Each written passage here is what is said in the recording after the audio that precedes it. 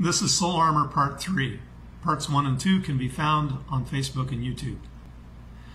Do not be anxious about anything, but in everything, by prayer and petition, with thanksgiving, present your requests to God. And the peace of God, which transcends all understanding, will guard your hearts and minds in Christ Jesus. That's the passage we're working on all this week.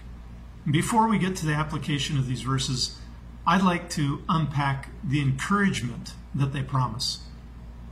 This is an audacious claim. If we short-circuit our brooding anxiousness by following this command, we will experience peace. Peace of a divine origin, peace that can rule over our personality, our intellect, and emotions. Peace that is able to protect both our head and our heart. The word translated guard is military. It means a sentinel who watches over the walls of a citadel. Their vigilance ensured that the city remained safe, intact. In some ways, I think the ancient Jews were superior in their view of the human psyche or soul, because they did not have a strict distinction between the emotions and the intellect. Their view was integrated.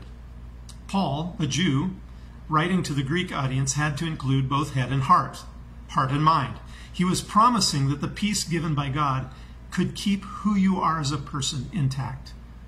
First century audiences were also well aware that the brain and the heart physically were the most important areas to guard in a battle. Gladiators, not wishing to be encumbered with bulky armor, often wore only a helmet and a small shield that covered their heart.